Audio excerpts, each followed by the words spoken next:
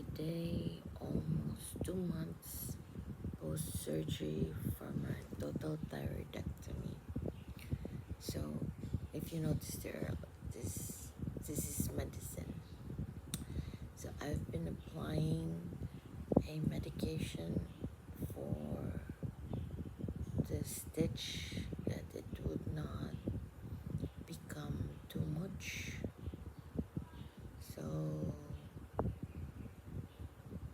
you could get this online with your dermatologist or in the pharmacy, and it's basically for scars, and it's like a silicone gel that's in a tube. It's a bit expensive, but this is how it is here. Like here, I think this is where this slice was first made. I feel like the stitching here is more bigger. Also, um, the right side was really bigger compared to the left side. Pain level, from time to time, I do feel such pain inside, like when you have a wound healing. This area until here, there's still some numbness to it. Like here not so much, but it's here. There's still some numbness to it. Although this one maybe I'll inject later. For my previous scar, my keloid scar, it's almost healing. This has collapsed, this area has collapsed already. But since my medication is tapered, I would have to check the medication or the injection if there's like an iodine content in it. And if there is, then I cannot inject. But it has collapsed. And it's like merging with my skin.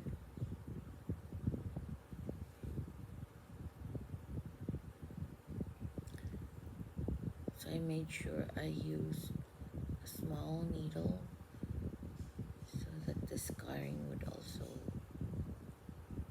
easily distinguished.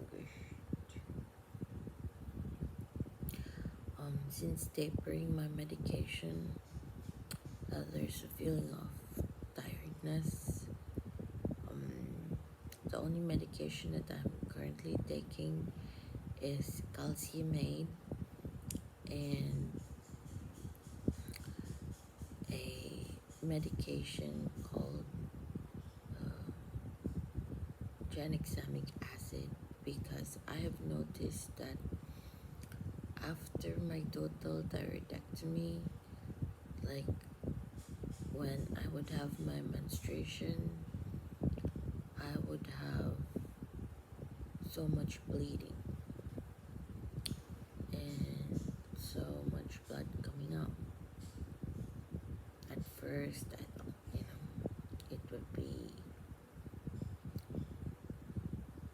maybe it was just the July cycle. But now that August has come, the bleeding is also more. And I have read like journals about it, and there have been studies that yes, it does affect the menstrual cycle. Some don't have an effect, some does, and maybe because also of my age, it does that. It has that effect. So I guess I just have to be, vigilant and always checking in on,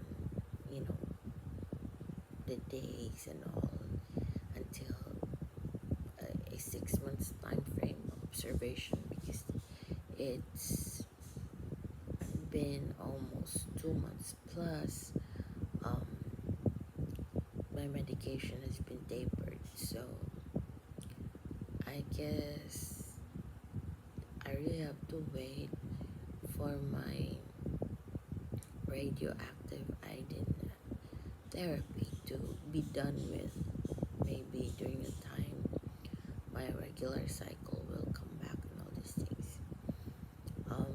With regard to weight, I'm stuck between 83 and 85.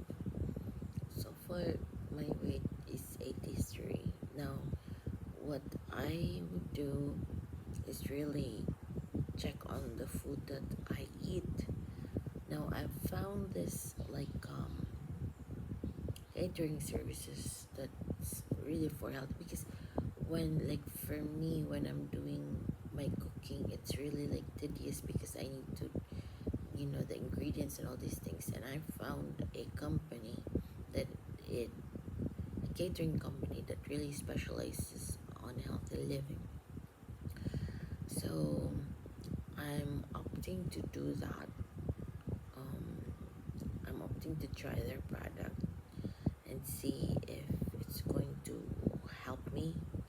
I'm going to try it out if it's going to help, and see their food and how it's going to be. So they have like a keton diet, they have a low carb, a PCOS, healthy heart, all this stuff that you would need. So I'm gonna try that out. Also, it's because their ingredients are already like planned throughout the week. It makes it costing lesser if I would see, like, for the duration of 5 days, how much I would be spending. If I would be spending on my own, then it's almost the same amount or less. That's it. Because I'm buying for me like individually, but because it's like they're buying in a bulk for the ingredients, so it's costing them less. And there are really ingredients for healthy living that are quite expensive. What else? My eyes, they're really dry. I'm having dry eyes, so I do have, you know,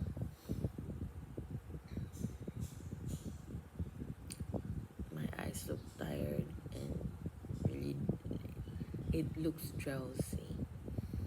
So all beauty stuff is set aside, because um, I would have to undergo like treatment in the hospital, and it's understandable that when you're in the hospital, all these things, like, you can't do. So all those plans that I have with regard to this, um, my weight loss is on a backseat. Like, it's the least of the priority, because the priority is to have a healthy body weight prior to going to the hospital for my treatment. Um, why the RAI is a bit delayed. Okay. So since I've been medicating, then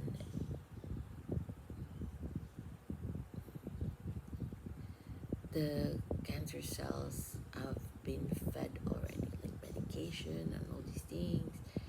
Now, the point of the radioactive iodine is to feed the cancer cells radioactive iodine.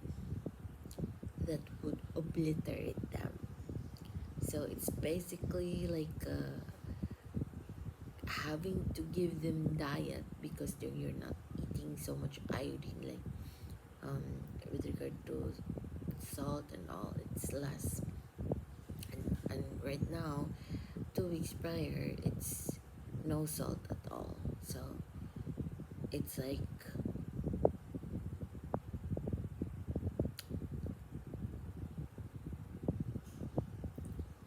really making them hungry for iodine when I would be taking the radioactive iodine. So when once they absorb it, they're gonna absorb it fully. The medication and it's full dose. That's the concept of doing RAI, and it, I would be radioactive, highly radioactive for um, other people. For me, what do you call this?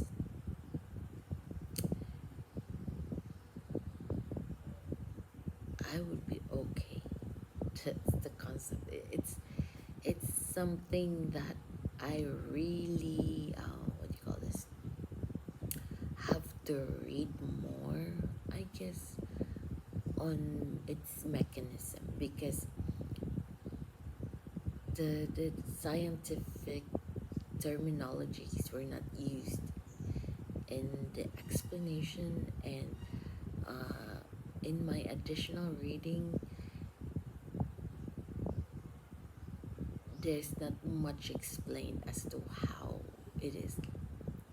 It's like just saying it is what it is, but I want to know more with regard to the situation inside my body, so I have to read more on it.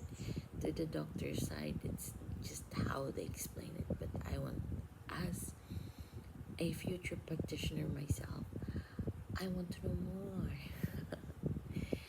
I want to know more. And yes, if given a chance to practice, I would be doing.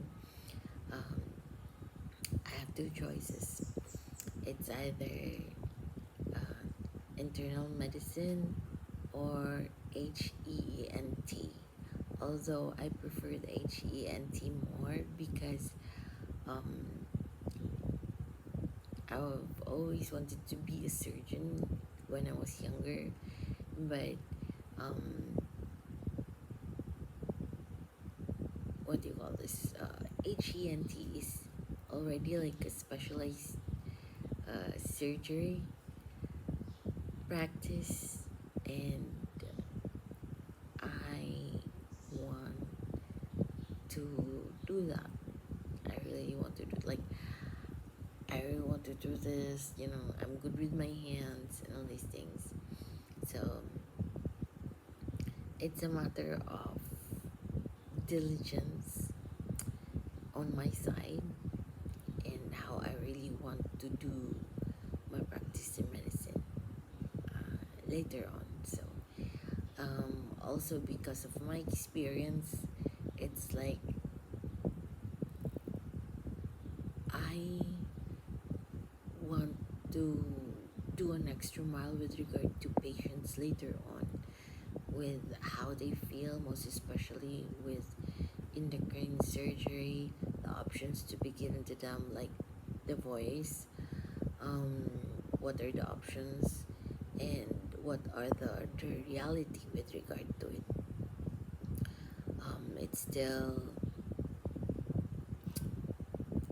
It's still on recovery mode, basically, with regard to my voice.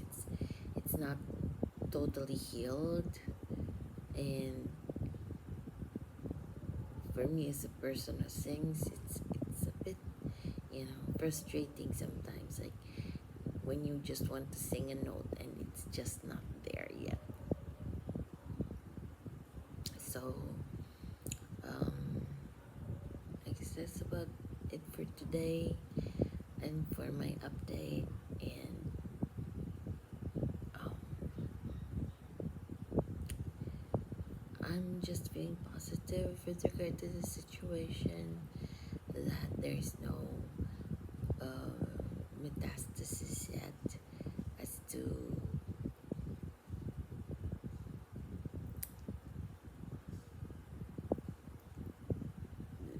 the cancer itself, because having a thyroid cancer is at an age less than 55 is a good thing with well differentiated cancer cell. So it's me being positive with regard to the pathology surrounding my cancer. That's it. And again, with regard to the staging, if you, because people would always say, oh, it's the staging of your cancer. There's no proper staging of the cancer, of the thyroid cancer, but a factor is the age. So if it's less than 55, the staging there would be 1 to 2. So 1 to 2 is really okay still. So since I'm less than 55, so a decade less than 55, so it's that's a positive point to consider with regard to the staging. And my eyes is really drowsy. Like maybe I'll have eye surgery after. I'll save for an eye surgery for a lower blood paroplasty.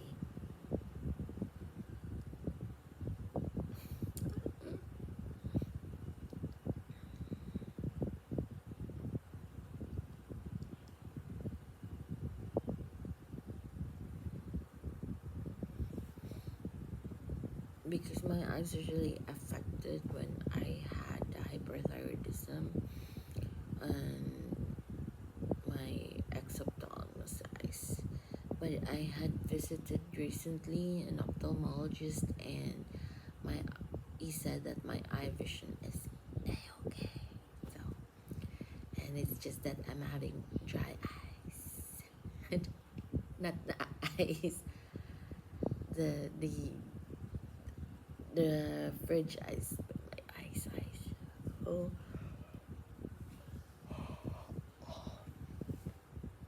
now that I've tapered my medication, I'm also very like sleepy. Those things that I've really observed. So I feel sleepy and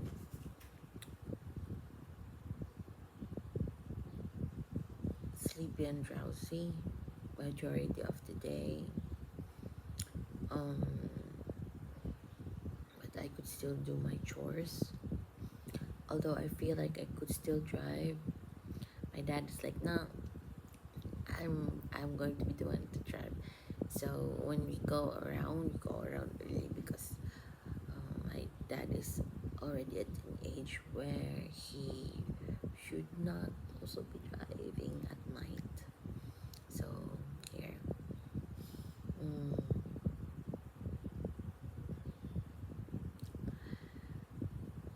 so points to consider always when you're feeling unwell is to go to your nearest doctor. And as a Filipino, if you feel like you don't have insurance or private insurance, make sure that you have your PhilHealth. Also, you can check with your PhilHealth and your nearest um, PWD centers. Usually, your PWD centers are in your. You can ask your senior citizen offices. Usually, they go there together, or you can ask your city hall or municipal hall. Maybe they're just located in the same building nearby, and usually the municipal halls and the city halls really would get you to where you need to be with regard to your um, PWD. Sometimes they would say, oh, they need this, they need that, but they're not the right person to tell you what you need except for the center. So the center people, the PWD center people would be the best people to tell you if you can get your PWD card or not. And it's very helpful, especially for me that I am maintaining a lifetime of medication because it does cost me so much. I will be taking levothyroxine and calciumate a lifetime already because I have had total thyroidectomy and that's going to cost me. So as a Filipino, you should know these things. You can have yourself educated in your health centers. Your health centers do have your doctors with you, and you have your public health doctors and your public health nurses there, and they would help you. Oh, sometimes people don't go there because they say that the doctors or the nurses are suplado or suplada. Probably they just talk that way and you're just being so sensitive with regard to the situation, or your insecurity is really you know doubling you down. So you just have to navigate through it. I mean, I've been navigating through the hospital system ever since I got diagnosed, and I've been doing my clerkship and hospital duty. Sometimes the some nice people do talk like with sarcastically, but they're actually really nice. They don't mean to hurt your feeling with regard to this situation. It's just that they talk in such a manner, but it's not really, it's not really them. Sometimes it's about you. Then why do you feel like that about it if they don't the thought is, why do you feel so sensitive about it if they're not feeling so sensitive about it? Is it because you're pointing at them that they're soplado soplada? Are they really, or is just there's something also about your personality that's affecting you with regard to the way they're trying to tell you things? Sometimes it's like that, sometimes it's not them, but it's you. And you just have to like analyze the situation, be patient with the situation, and well, you could actually have it. I've noticed also that when I went to the PWD, there was like a person there was really high strung, but they were telling her that she needs to do this first, then they would be able to give it to her. So at first she wasn't understanding that they were actually trying to help her, but it's more of the language barrier, I believe, because it's like two dialects, and even if it's all in Visayan, but it's like two contrary dialects, so there was a bit of a language barrier. But in the end, they reached an understanding that the one seeking for the PWD understood that, oh, okay, so the person was trying to tell her what she needed to really do before being able to get the PWD card. You see. Also, they're very helpful with regard to your PWD card and your Feel Health. You can ask them immediately about it. They can also process it for you, and I believe forward the papers themselves instead of you going to the Feel Health, especially for those who really need what do you call this, like if it's really like a physical disability that needs more assistance.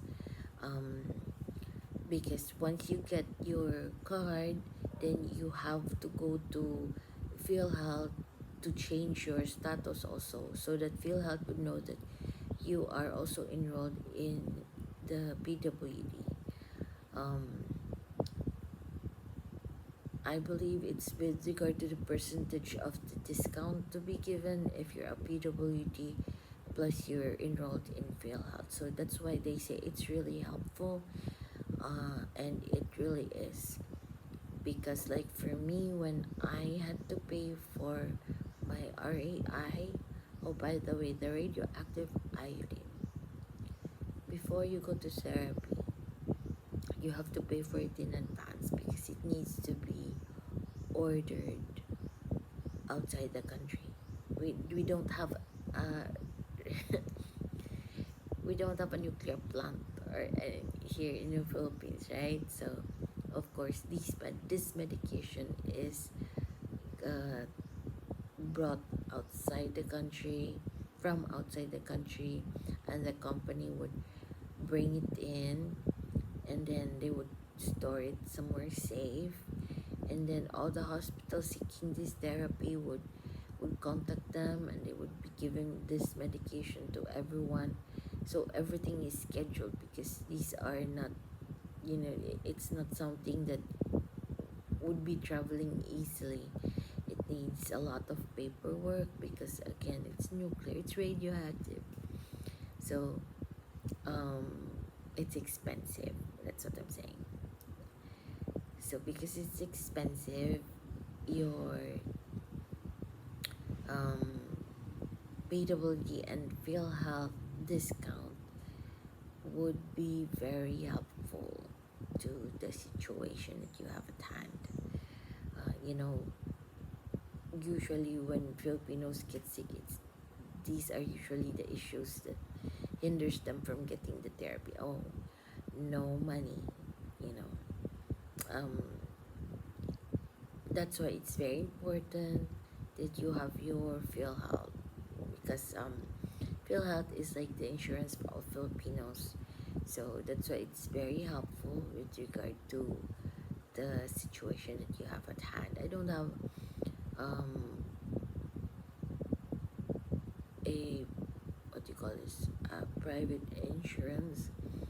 I was not able to enroll, and during the time that I want to enroll, I already had the diagnosis, and it's more tedious because they want you to be of clear health first before having a private insurance and all these things, and also medical checkup. And I opted, just to have my feel health because since I also stopped working, I do remote job with my voice and teaching, and I realized that ever since the operation, my voice just isn't in a good place as well. So I guess that's why I stop and then continue. So,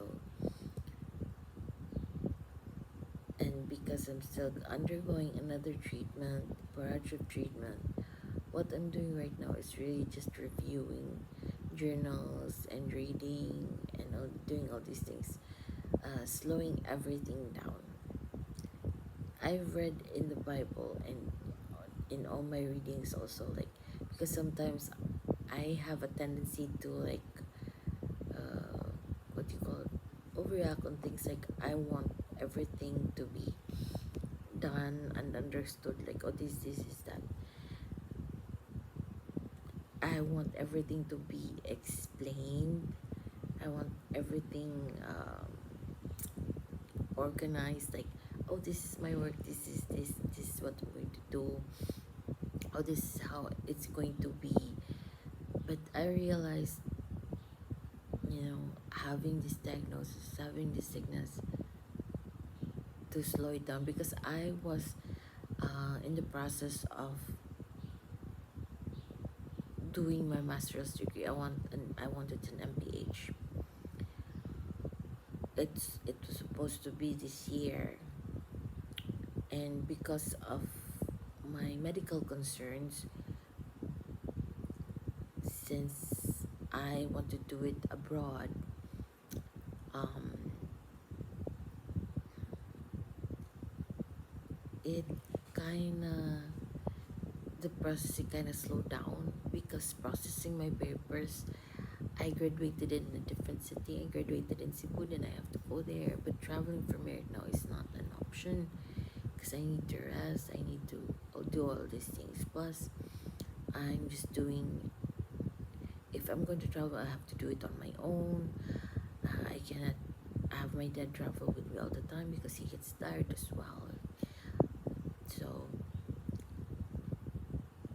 learning to slow down. It's this is really something deep inside me that it cringes me because I'm not used to it. But because it actually, you know, gives me anxiety. Like if I'm not gonna be able to process it, then is there something that's going to happen or something like that? But I read somewhere in the Bible with regard there's a time for this, a time for that. I'm not so good with the verses, but it's more of a saying that if God tells you to slow down, you slow down because there's a reason for it. And it's something that I have accepted within me. What's wrong with my dog? Shh. Is she dreaming? I think Sunshine is dreaming. Sunshine! Come here, baby. Come here. Nansamang ka. Come here. Sunshine. Come here, baby. Come. Dam ko ka. She's dreaming. Come here. Nana mi diri. Na shadow oh. I have I have two dogs here. This is Shadow, and the other one is my dad's dog, Sunshine. I don't know if you saw them, but Sunshine was sleeping, and I think she was dreaming. She was like, so, yeah.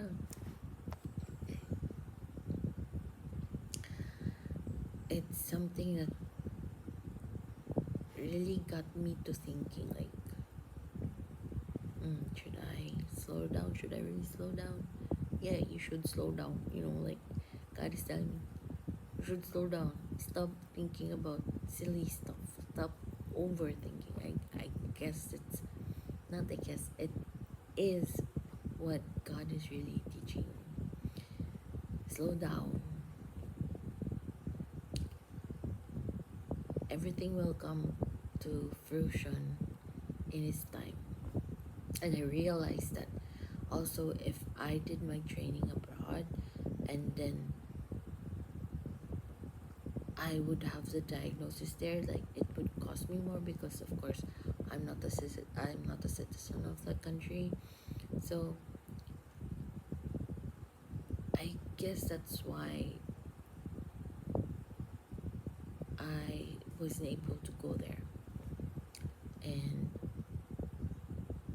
there's a lot of things that I'm just analyzing now, like with regard to what happened to my relationship and why it was best to leave when I left, and why I shouldn't be regretful over these issues because sometimes it's not for you. It's just like that. Those relationships are not for you. Those opportunities are not for you.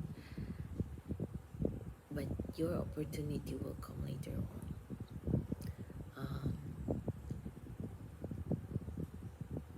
I would say, my dad would always laugh at me. Like he said that, oh, you're a post-mature baby. So a post-mature baby is born beyond her months. Like a baby is 9 months, right? I was born on my 10th month. Technically, I was supposed to be born on December 1979. That was his target. November, December 1979. But I somewhere in those months. But it was like more of a December 1979. That was the target month. Um, but I did not come out. So I was born on by the end of January already, 1980, not 79. So I really decided, like, God, I don't like 79. I would rather be born on 1980. And so I was born on 1980, not 1979. And um, especially my big brother's like, it really gave, our mom a hard time during delivery because, um, according to them, my mom almost died when I giving birth to me because not only was I born post mature, but I was one of her biggest babies. Like I was uh, a 9 pound baby. If I'm correct on that, like um, my brother was bigger because I think he's 10 pounds or 9.5, somewhere there. But I know I'm second from is my mom's biggest baby. So yeah, like that's why my siblings, growing up in the 80s and you have siblings, they kind of like, oh, the, I'm a fat kid, so I got that label also because of that, like uh, big kid. But instead of saying big kid, it's fat kid, of course, because siblings, right? 1980s, right? So these are normal terminologies during those times. So yeah, I was a post mature baby, and um, but I did graduate. Oh, I was a post mature baby, and when I was in kindergarten, I was like ahead of my time. Like I was 5 years old when I graduated my kindergarten, and I was in elementary and in grade one when I was 6 years old. And lo and behold, the the principal at the time let me stop school because of my age. Like I was told that I was underage. My mom was so pissed. And my mom was like, she already underwent her development. Like, she passed her examination and you're letting her stop school because she's underage. And so my mom was so pissed. So I went to kindergarten twice. So I went to K2 twice when I was 5 and I was 6 years old. So um, that was one of the delays. And then I graduated high school in 1997. Somehow experience and all, growing up, being in college, experiencing things. I did not graduate on time, on my year. Like I graduated, like I'm supposed to graduate on like 2002.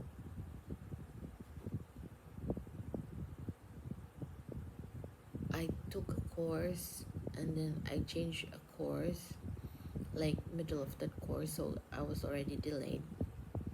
So instead of graduating, no, 2001, since I already took a delay with a course change, and I graduated 2004, like really did, because there was a subject that I had to get back as well. But when I graduated my first degree, I got a certification degree in information management, and I wasn't satisfied. So So I, before graduation, since I actually have less, what you call it, subjects, because I was a delayed student, there were only few subjects that I was taking.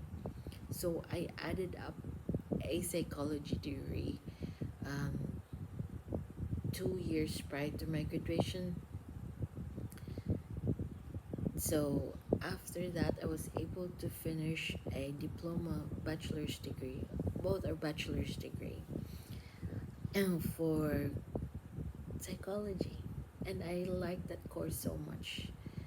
Um, and I use that course learnings until now. I like developmental psychology a lot because it makes you understand people more about their learnings as well, about who they, how they've developed and what they lack. And it makes you feel like you know, if you're like, mm, he or she's not doing this, there's like such a, there's a developmental delay, so there's something wrong there. So I like developmental psychology. I like the field theory when it comes to be applied in education, and I use that during our thesis. And it actually is really good when it comes to, you know, doing education to kids. I think it's being applied now, but not everything. Anyhow, yeah, I like my psychology degree so much. Like, I did more about it than my previous degree, because my previous degree, it was like having a degree, but you have to teach yourself, because the teachers weren't really advanced with regard to computers. So it's like a discovery degree for you. But it taught me about computers. It was during the time that I really learned to open up a computer, like tinker with the computer hardware. And I was able to set up a uh, a computer here, like 6 computers at home, because my nephews would be playing, and then like a lot of kids would be playing. So I set it up before I went as an OFW. So anyway, most of the things that I do are delayed, and I realized that growing up, like, because of that, I also didn't take medicine immediately. I worked, and you know, sometimes the slow life of me, the slow pace of my life is more the good part and the fun part. And so that's why I realized, like, hmm, maybe I'm not really supposed to go on a, you know, 100 mile per hour life.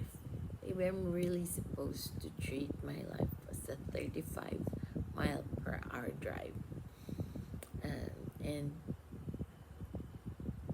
I've also noticed that now that I have my diagnosis, I have to just really slow it down. And noticing all those things is what, like, oh yeah, okay, so I'm going to slow things down. Also, yeah, I'm not married, don't have kids, and sometimes that gives me anxiety, like, at my age. And then it goes back to me, like,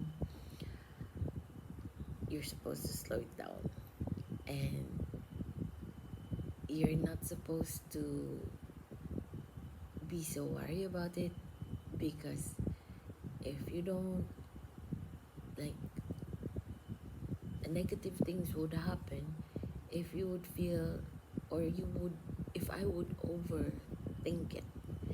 And so I just have to slow it down, because if I have to worry about my being feminine, by being not married, by being not having children, you have to slow it down, because you have health issues. I just told you about my problem with my cycle, and then, you know, you have to slow it down. Also, there's like so many things with regard to having kids. There's a lot of medical advances nowadays. there are kids to adopt. So there are so many things that I have to consider. Like, yeah, I just have to slow down. If it comes, it comes. If it doesn't, it doesn't. And with regard to having a relationship, you know, I was like, oh, maybe this is the sign that this is the man. This is the, like I'm thinking like this, and then the disappointment that gets me when I realize like I love a person that I created in my head, and the person that I created in my head isn't really a person that who's in the relationship with me right now. Because then you realize it, and you would feel it, and you would just be sad because knowing that the person that was in a relationship with me didn't really love me.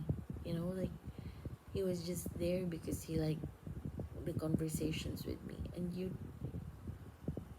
now looking back, that's why I would say, yeah, it's okay if I broke up with him, and all the bad things that the breakup was really well, because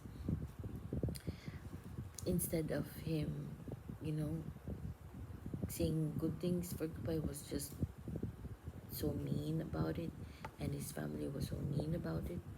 And I realized like, oh, it's them. But I'm really like good. If I'm good, I'm good. If they're that, they're that kind of people. And but you're not. And that's what's important. Also, I've learned looking at videos about breakups, that you're gonna go crazy. You're gonna go crazy. You're gonna be angry. So the best solution there is not to be near the person, because if you're near the person and you're angry, you would really want to choke them and kick them and whatever physical stuff you, because you're angry. So the best solution there, if you're breaking up with each other, is not to see each other, to be away from each other, so that you would not harm each other physically. And I guess in all my relationships, being away from them helped me a lot. Helped me grow, like helped me understand myself, like that I'm a good person. It's just that sometimes bad breakups make you feel like you're silly, you're crazy, but you're not. Just know yourself and know that harming others is bad. That's it. And don't, even if that person cheated on you, even the person lied to you, stay away from them. Is it? There was like a post that she said she ghosted her ex. And that was actually a good choice, because of what was done to her was really not that well. So she made a really very good choice for her, and that's good on her. And ladies, that's what you should do. It's not the end of the world if you break up. Also, make something of yourself. Just sometimes you feel more bad if you have nothing, and then like, for example, your boyfriend is giving some other woman or treating some other woman much better compared to you, and that would really make you feel crazy, and then you have nothing. You know what, make something of yourself. For yourself, buy yourself stuff. Give yourself flower if you must. You don't depend so much of a guy who treats other women better than you, because if they treat other women better than you, then they don't really love you. And see, that's what I really realized in the end, why I broke up with, why some of my relationships I initiated the breakup. Because if these men can treat another woman better than you, that means that they never loved you. So love yourself. Self-love, self-care. So right now, because I'm having medical issues, it's really self-love, self-care. Also, if you're sick, don't depend so much on the relationship to take care of you. And then you feel bad, like, oh, the guy or the girl cheated on you because you were sick, blah blah blah, this, blah blah that. Probably they feel lonely also, because you cannot function as the partner that they need to be, and you have to be fair to them. Being sick is not easy, but you have to be strong and you have to not think that you really need somebody. You just need you. Like for me, I need you. I need to be strong for me, because that's how you're going to heal.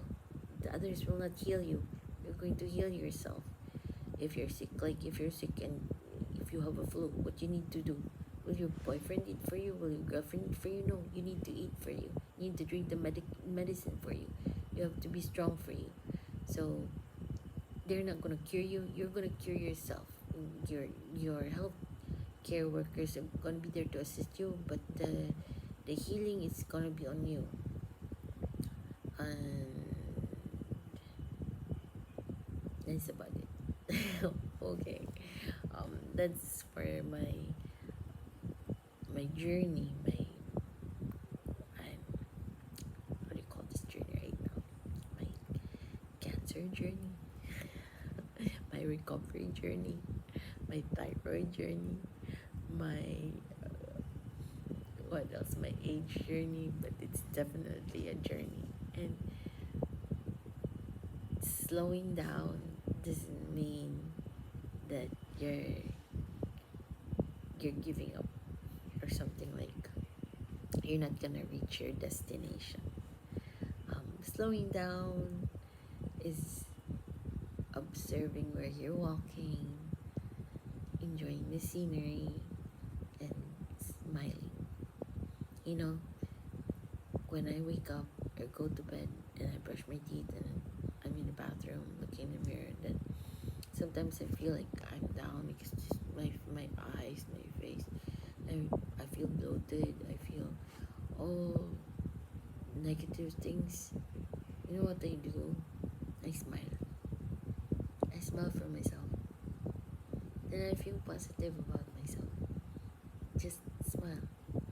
Looks like creepy or scary. No, just smile. And it starts from there. It starts from the small things to make you feel better. Make yourself feel better. It's the self-care that you have. It's the self-love that you have. And that's the start of getting healthy. And it's not giving up on your dreams. It's not, slowing down means you're just, you know, letting all the energy collect until you can power up again.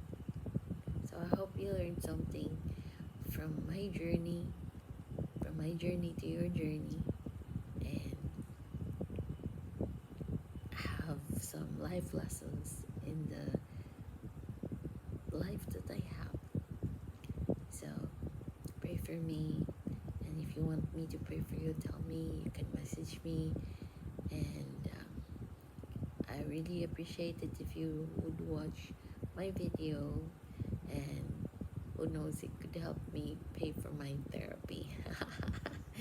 Because it's really costly. Yeah, it really is. And I'm thankful for my siblings, most especially my dad. Um, but that's why sometimes I feel sad, because I monetarily it's on down, you know, and I'm just upskilling, baking and all, and I'm gonna be better. I'm gonna bake and all these things, so I could help slowly. But again, that's on a backseat. Important thing is healing for now. So you have a good day, you have a good life, and of course, be kind, even if others aren't kind to you. Bye, guys.